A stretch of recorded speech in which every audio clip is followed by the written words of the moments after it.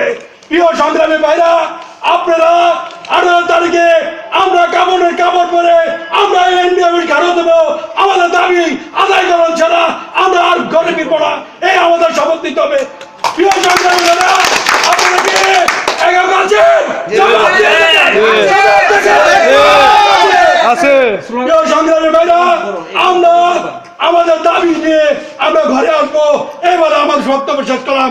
জয় বাংলা, জয় বাংলা বন্ধু। আমাদের দাবি আমাদের দাবি দিতে হবে, দিয়ে দাও। আমাদের দাবি আমাদের দাবি দিতে হবে, দিয়ে দাও। জয় বাংলা, জয় বাংলা।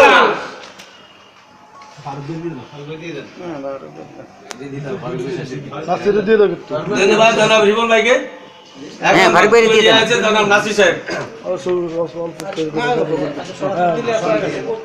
বিসমিল্লাহির রহমানির রহিম। অধ্যক্ষের সভা, সম্মানিত সভাপতি, আমাদের কুমিল্লা বিভাগীয় অঞ্চলের যে তীক্ষ্ণ নেতা, যা একসময় কুমিল্লার যারা এই টিএনটি বোর্ডকে কাঁপাইছে, সেই সভাপতি আমাদের মিস্টার ফারুক সাহেব আমাদের সামনে উপস্থিত আছেন। যাক, আমরা আসলে বক্তব্য আসলে কি দিব, কিন্তু বক্তব্য দেওয়ার তো আসলে আমাদের অনার কিছুই নাই। কারণ আমাদের এই পর্যন্ত আমাদের যত দাবি দাবা আদায় হয়েছে সবগুলো আমাদের শুধু এই সংগ্রামের কারণে, আমাদের সংগ্রামের কারণে আমরা আন্দোলন এই দাবি দাবাগুলো আদায় হয়েছে। আমরা যারা ক্যাজুয়ালে ছিলাম, ওয়ার্কসাজ হয়েছি, তাও এটা সংগ্রামের মাধ্যমে, তাও এটা আন্দোলনের মাধ্যমে হয়েছে।